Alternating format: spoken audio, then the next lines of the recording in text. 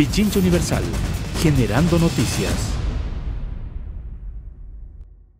El doctor Adrián Bonilla, titular de la CENESID, hasta que pues se acepte su renuncia.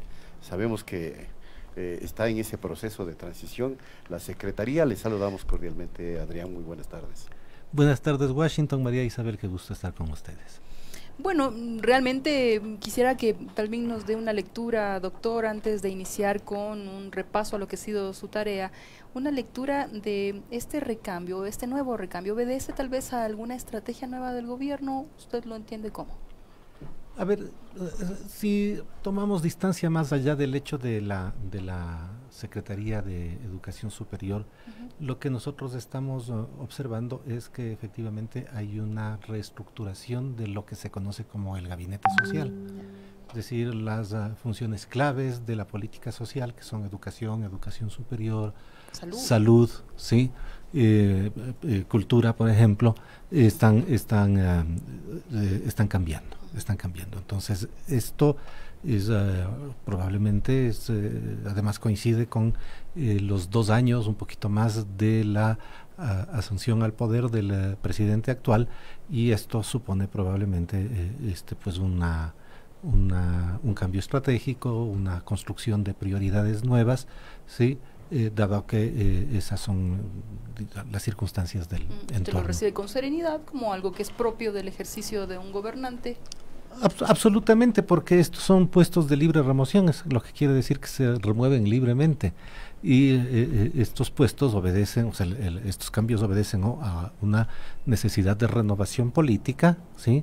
O a la identificación de prioridades distintas, en este caso en las políticas sociales, o si es que nos reducimos al ámbito en donde trabajamos el ministro Milton Luna y yo, al ámbito de la educación. Pero no resienta a la política de continuidad, a las estrategias que se establecen con un mediano plazo. Esto no lo sabemos, esto no lo sabemos, digamos. Yo se podría enunciar cuáles han sido las líneas de trabajo en educación superior en estos 2 años, porque mi gestión, como todos sabemos, es la continuación de la de Augusto Barrera, sí, y las prioridades estuvieron claras, se continuaron, hubo algún tipo de actualización, pero es de esa gestión, básicamente. ¿Se podría considerar que va a haber un viraje en la concepción? Bueno, usted lo acaba de señalar más o menos, pero pero sería especular mientras no tengamos las evidencias. ¿Sí? Lo que sí podemos decir es que si es que hay un cambio de esta naturaleza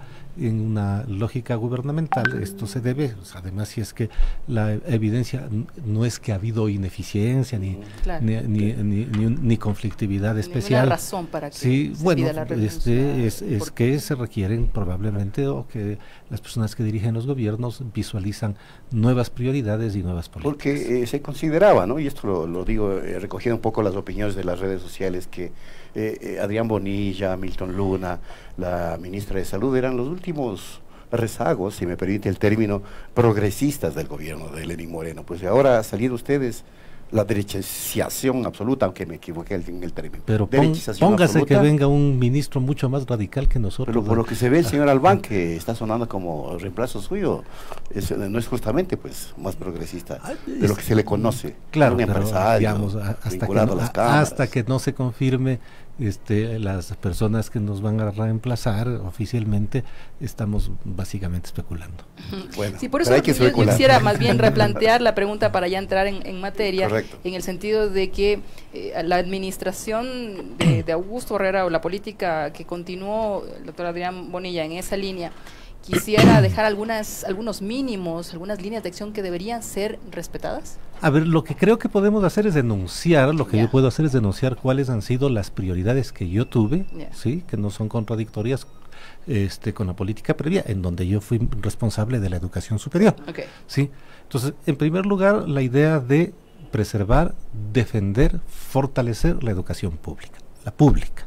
repito, la educación pública. ¿Por qué? Porque la educación pública, que cubre el 57% de la oferta en el país de educación superior, es aquella a la que acceden las personas que no tienen recursos, y estamos en una sociedad que no se caracteriza por la opulencia. La sociedad del Ecuador no se caracteriza por la opulencia. La sociedad del Ecuador tiene una gran cantidad de personas que necesitan muchas cosas, entre ellas de educación y educación superior. Puesto que la educación superior pública es gratuita hasta el tercer nivel, esta educación, la pública, tiene que ser, fue defendida, fue preservada, fue protegida, y desde mi punto de vista personal tiene que ser fortalecida, porque es el pilar del desarrollo de cualquier país. Incluso si nosotros hablamos, por ejemplo, de las preocupaciones que existen por los índices de competitividad, en donde el Ecuador se encuentra en un puesto muy abajo en los índices globales, cuando uno mira cuáles son los indicadores de competitividad, se encuentra con que se necesita un clima de negocios, en fin, todo aquello, pero los pilares básicos son políticas sociales. Son acceso a la salud, acceso a la educación primaria, secundaria, universitaria, acceso y potenciación de la lógica de investigaciones, ¿sí? Porque todo eso da como consecuencia innovación, y como consecuencia de la innovación, competitividad. Si no hay políticas sociales, ¿sí? Si las políticas sociales se erosionan, si tenemos problemas en salud, si tenemos problemas en educación, si no le damos prioridad a la investigación, entonces no va a ser una sorpresa para nadie que no seamos competitivos. Pero ¿cómo podemos mantener esta visión acercada hacia el fortalecimiento de la educación pública y la gratuidad de la educación superior?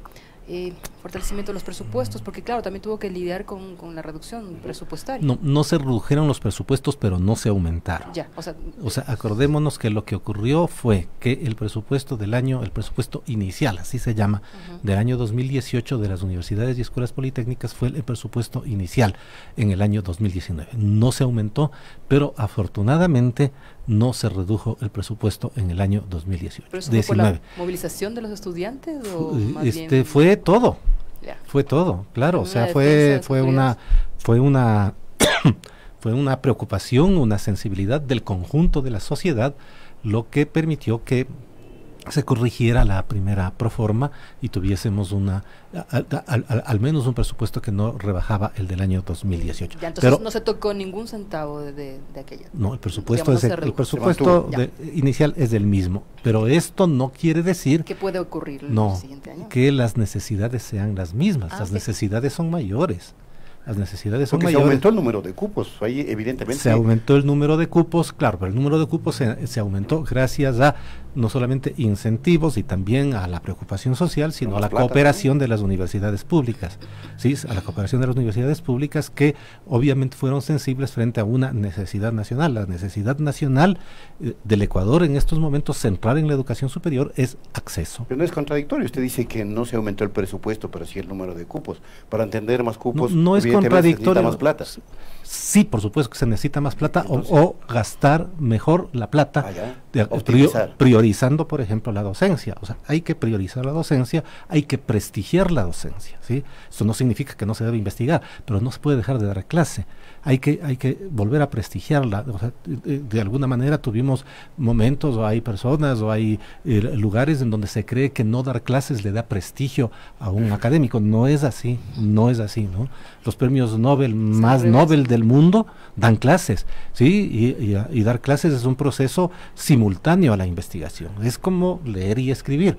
Uno no lee, uno cuando lee no es que no puede escribir, es lo mismo. Uno investiga y da clase, porque si no, ¿de qué da clase? Y si es que uno solamente escribe, entonces estamos desperdiciando los recursos. Si se trata de educación pública del pueblo, en una actividad sustantiva que rebaja las otras, y en estos momentos, puesto que la necesidad nacional es del acceso, la docencia requiere volver a prestigiarse. ¿Dónde están esos 30.000 nuevos cupos? Esos cupos son parte de la ampliación de las mismas universidades, porque recordemos, las universidades son autónomas. Las universidades deciden cuántas personas entran a la universidad, en qué carreras. Entonces, si nosotros, por ejemplo, miramos las carreras más demandadas del país, las medicinas, ¿sí? que en este momento son las más demandadas en un país que ya no requiere médicos generales, pero que de todas maneras son las más demandadas porque existe la presunción o la imagen de que son carreras que garantizan ocupación laboral, lo cual en estos momentos ya es difícil, y en 5, 6 años, 7 años, que solo que dura una carrera de medicina, va a ser un escenario muy difícil para los médicos y las médicas que se estén graduando. Entonces, pero esas son las más demandadas. Entonces, si nosotros decimos, para acceder a la Universidad Central, por ejemplo, que tiene una oferta de cupos cada semestre de alrededor de 300, ¿sí?, para entrar a medicina, pero tenemos nosotros 6,000 postulantes que quieren entrar a medicina de la Central o de la Universidad de Cuenca, más o menos en las mismas proporciones, ¿sí?, nos vamos a encontrar con que la Universidad Central o la Universidad de Cuenca no tienen la capacidad para recibir 6,000 estudiantes de medicina. ¿Sí? No tienen la capacidad para recibir 6,000 estudiantes de medicina, tienen que abrir los cupos que ellas pueden. Son las universidades las que ofrecen los cupos, no es del Estado. Claro, por eso llama la atención que el presidente de todas maneras haga esa oferta en algún momento. ¿No la recuerdas? Sí, la ofreció 30,000 nuevos cupos en las universidades, pero evidentemente era con un diálogo con las universidades, claro, el tema de la autonomía. Claro, no, sí, o sea, ha habido más que eran en los institutos donde estaban aumentados estos. No, se aumentaron los cupos en los institutos, se aumentó en un 33% respecto del 2017, lo cual es un porcentaje bastante interesante en términos de educación superior. Y cuando hablamos de estos 30,000 nuevos cupos es del financiamiento de un proyecto para educación en línea que va a permitir educación superior universitaria. Ahí está el tema polémico. Sí. Qué tan importante, qué tan bueno, qué tan moderno, etcétera, es estudiar en línea. O sea, no le veo se golpea la eficiencia. No le veo la polémica. Usted, querido Washington, que es una persona tan moderna, pero más moderna, es María Isabel. Sí, señor, estoy de acuerdo. Sabe perfectamente que en el momento actual hay muchas profesiones que con el desarrollo de las tecnologías de la comunicación y de la información, sí pueden estudiarse perfectamente en línea. No solamente eso. Una educación en línea bien dada supone la preparación de la clase por parte de un profesor, ¿sí? Una clase que supone la redacción de la clase de 15, 20 páginas por parte de un profesor, el envío de bibliografía por parte del profesor, la constitución de un chat de estudiantes, la constitución de un salón de clase online en donde los estudiantes se corren lista, es decir, una serie de recursos y la presencia incluso física del profesor a través de una, o sea que se puede haber muy buena educación en línea como muy mala, de la misma manera que puede haber muy mala educación presencial, o sea, todos eventualmente pudimos haberla padecido, o muy buena educación presencial. Justamente sobre ese tema estuvo acá la subsecretaria de Educación Superior de la CENESID y nos explicó que también hay carreras que son susceptibles a enseñanza en línea y otras que no, evidentemente. Y otras que no, o sea, usted no puede dar medicina online, como enseña anatomía online, como un holograma ahí. Claro, sí. Bueno, ahora ya con la 5G se va a poder hacer. Probablemente. Soy parte de las víctimas que tiene un Huawei en el bolsillo. Pero, o sea, no, esto no se puede hacer en línea. Carreras de ciencias de la salud no se puede hacer carrera en línea, los reglamentos lo prohíben, es como de sentido común. Algunas ciencias, ingenierías, arquitecturas, no, pues cuando se trabaja con materiales, esto no se puede hacer en línea, pero humanidades, varias de las humanidades, ¿sí? Comunicación, que es una profesión tan importante, se puede perfectamente hacer en línea, además se pueden mezclar varios tipos de recursos, tomar los exámenes presencialmente, tener seminarios, en fin, todo eso permite acceso. La educación en línea sí permite acceso en un país como el Ecuador, en donde hay muchas personas o que viven lejos de ciudades en donde existen universidades, ¿sí? O que por distintas razones, algo perfectamente común, ¿sí? Cuando entraron a los 20, 22 años, no ingresaron a la universidad, pero tienen 28, 27, 30 años y quieren asumir estudios superiores, pero están trabajando, tienen familia, en fin, personas, es a este tipo de personas a las que se quiere llegar desde las universidades públicas en coordinación con la política pública con educación en línea. Y bueno, y es una tendencia global, en la cual el Ecuador apenas está comenzando. Pero, ¿qué se hizo o qué se puede hacer? Porque de pronto no corresponde específicamente a la Secretaría para lograr una orientación vocacional adecuada que no permite esta demanda excesiva, por ejemplo, para medicina, y que los jóvenes comiencen a decidir, bueno, me voy por mecatrónica o nanotecnología. Es un tema muy complejo, es sistémico. Es un tema muy complejo, es sistémico, y estamos tratando con muchachitos. Es decir, como un muchacho digamos, antes cuando no teníamos educación unificada, ¿sí? Como un muchachito a los 15 años podía saber si es que era de sociales, de físico-matemáticos o de químico-biológicos, era una lotería. ¿Sí? Y luego, ¿cómo podías entrar? Si es que escogiste químico-biológico y lo que querías ser es ingeniero nuclear, te diste cuenta en sexto curso a los 17 años, tu vida estaba marcada. O sea, es como difícil. Son chiquitos, ¿no? Entonces, orientación vocacional, en todos los colegios se supone que se hace, les hacen test, les preguntan, ¿y tú qué quieres ser cuando sea grande? Yo astronauta, yo bombero, en fin. Pero es difícil, además, las personas de nuestra generación, la tuya y la mía, Washington, porque María Isabel es muchísimo más joven, muy joven. ¿sí? Nos equivocábamos, entrábamos a una facultad y terminábamos en otra, y era relativamente normal. Nosotros también nos equivocábamos bastante, pero por ejemplo, solamente para cerrar ese tema que es rico, importante, en virtud de la articulación con la política de la educación básica y el bachillerato, es que, claro, ahora ya incluso se permite a los estudiantes un perfil de sus habilidades y competencias que le puede guiar hacia qué carreras, y también el Estado podría brindar las carreras que pueden ser, digamos, importantes para la estrategia nacional de desarrollo, no sé qué, no están saturadas, que tienen muchos cupos y que podrían abrir sus puertas. Sí, o sea, ¿qué se ha trabajado de eso? A ver, eso nos lleva a otro tema. Eso nos lleva a otro tema que sí ha sido también prioridad de la política pública, y es la convicción de que la educación superior debe ser regulada.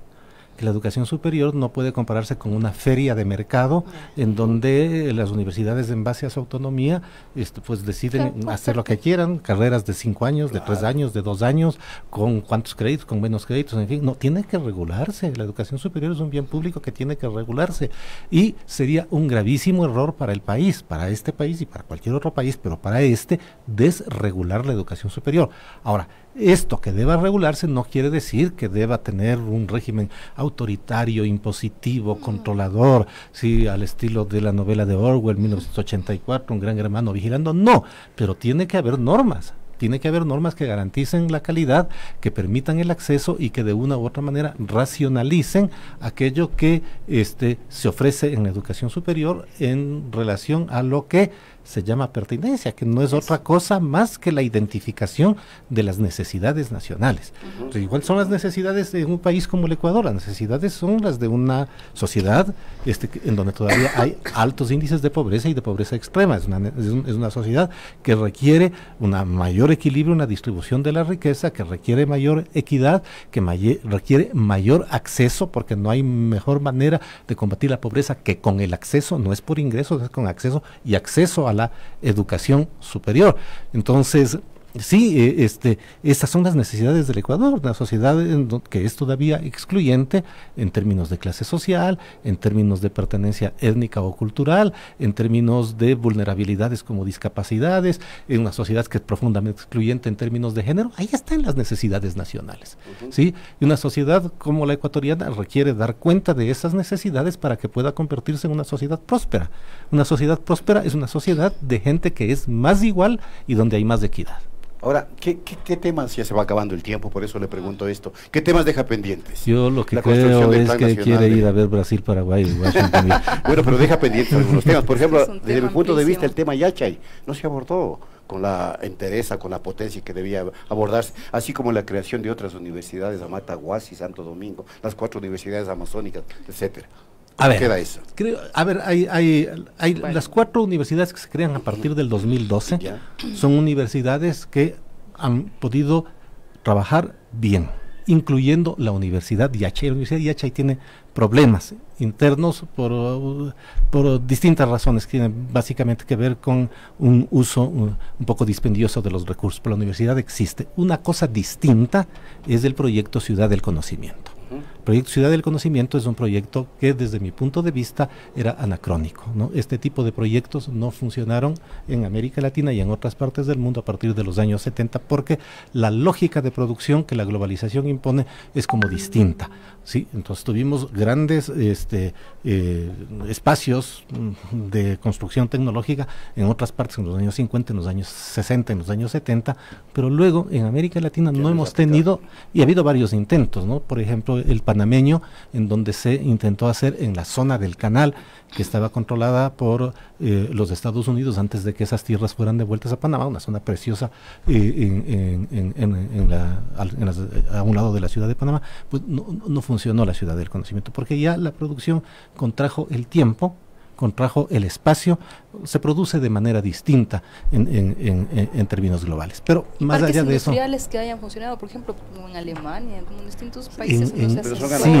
En otra época, en otras condiciones productivas ya consolidadas. ¿Sí? Proyectos de esta naturaleza en América Latina en las últimas décadas no han sido proyectos exitosos. Pero bueno, el concepto de zona de desarrollo, por ejemplo. Pero es que tenemos zonas de desarrollo en varias partes del país, no en ese sentido, en el concepto de zona de desarrollo en Yachay es un concepto que también existe en Guayaquil, en varios lugares en la provincia de Manabí, en otros lugares. Entonces, yo lo que creo es que ese proyecto, el de Ciudad del Conocimiento, es un proyecto que tiene errores de concepción, más allá de que tuvo muchísimos problemas en términos de su implementación, pero esto no me corresponde a mí investigarlo, hay funciones del Estado que se encargan de ello. Pero la concepción con un redimensionamiento del tema para hacer qué con lo que queda de bueno, la universidad en sí. La universidad tiene, esa es mi opinión, que seguir funcionando.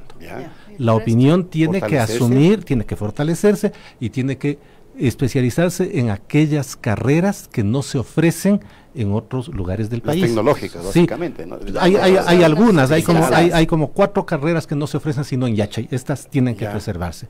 La universidad, creería yo, tiene que conectarse con necesidades de la provincia y del entorno donde se encuentra. Por ejemplo, es una universidad que es fuerte en ciencias matemáticas, que es fuerte en ciencias biológicas, pero que debería, ¿sí?, explorar la posibilidad de generar lógicas en ciencias de la ecología y de la agronomía, dada la naturaleza de su inserción. Pero, pues, digamos, esto es una dimensión. Y otra dimensión de la Universidad de Yachay, en las que nosotros insistimos, pero que no hemos tenido una respuesta ágil por parte de la universidad.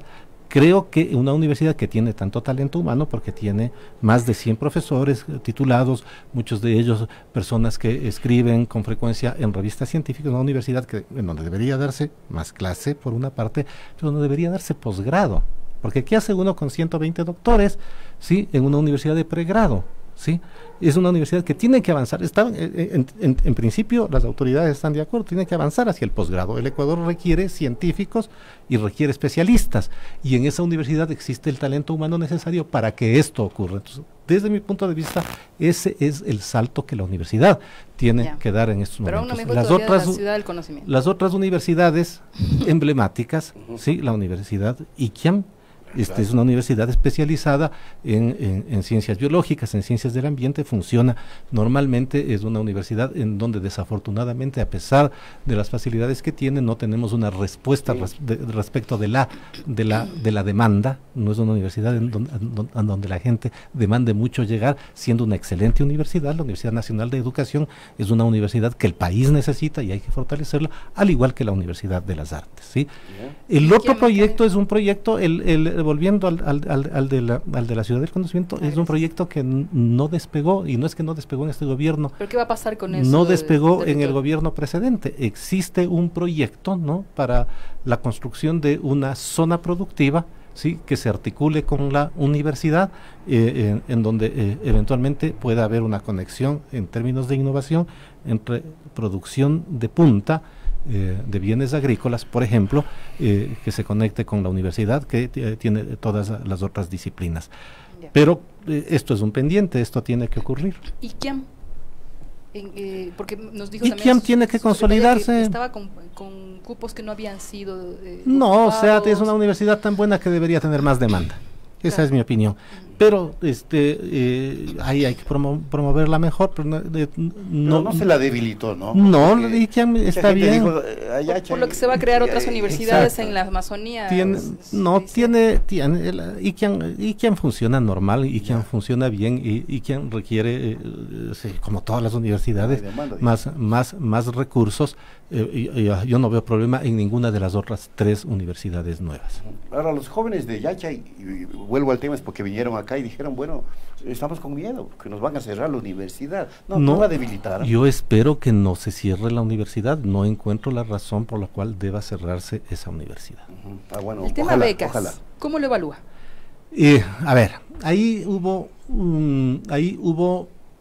una necesidad de mejorar la política pública.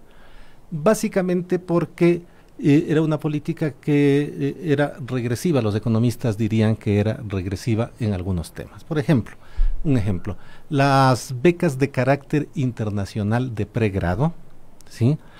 Son becas muy caras porque son carreras de 4 años, de 5 años a veces, en pregrado. En pregrado tenemos licenciaturas de ingenierías, de disciplinas que en su mayor parte ya existen en pregrado en el Ecuador, muy buenas universidades, las 2 politécnicas públicas, por ejemplo, son muy buenas universidades, las privadas también. Entonces, lo que nosotros hicimos es reorientar las becas de pregrado internacionales hacia el posgrado internacional, porque lo que el Ecuador requiere son especialistas e investigadores. Requiere, por supuesto, licenciados, pero tenemos la capacidad para producir licenciados en comunicación, por ejemplo. Requiere... Es que lo minimiza. No, si estoy diciendo que es importante. Estoy diciendo que es importante. Requiere ingenieros, claro, pero tenemos la capacidad de producir ingenieros.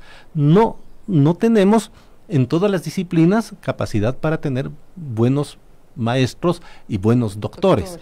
Hay buenos doctorados en la ESPOL, en la Politécnica Nacional, en las universidades que hacen ciencias sociales, pero no en todas las disciplinas. Tenemos muy poca capacidad y esto el país requiere urgentemente de especialidades médicas. No tenemos especialistas, o los especialistas que tenemos son insuficientes y el costo de estudiar una especialidad fuera del país es exorbitante, muy pocas personas pueden pagárselo sin una beca. Entonces, ¿reorientaron la política o reorientaron los recursos para que puedan ir? Reorientamos los recursos para que se vayan más hacia el posgrado que hacia el pregrado nacional, pero tenemos menos recursos. El año 2019 tuvimos menos recursos sustancialmente para becas. Esto obligó a reorientación de la política, a gastar mejor y a encontrar recursos alternativos para sostener la política de becas. Y claro, estamos en un momento de contracción económica. El Ecuador va a crecer el 0.2% este año y bueno, estas son las condiciones en las que Solo regáleme la pregunta de institutos nada más, por el tema de la educación dual. Un minuto. Por el tema de la educación dual que era tan importante para insertar a los tecnólogos ya en el mundo laboral. Bueno, ahí, como les dije hace un instante, la oferta en institutos mejoró en un 33%, que es como significativo. Esto tiene que ver con la reforma a la Ley de Educación Superior, la posibilidad de crear una carrera un poco más especializada en educación técnica y tecnológica y un proyecto de reconversión y repotenciación de institutos que está en marcha y que estará funcionando a partir del año 2020 con más de 20 nuevos institutos en todo el país. ¿Se va satisfecho con la tarea? Muy bien. Hice todo lo que pude, ya no puedo. Hay algunas deudas, dice, pero bueno, se hizo. Sí. Es que es un tema tan amplio que no nos daba el tiempo. Media hora importante en radio no nos dio abasto. Muchas gracias, doctor. Éxitos en todo el punto de Muchas gracias. Secretario hasta el martes, ¿no? Es probable. Sí, no, o sea, después del martes ya no. Bueno, gracias nuevamente, Adrián Bonilla. Pichincha Universal. Aquí se escuchan bien las noticias.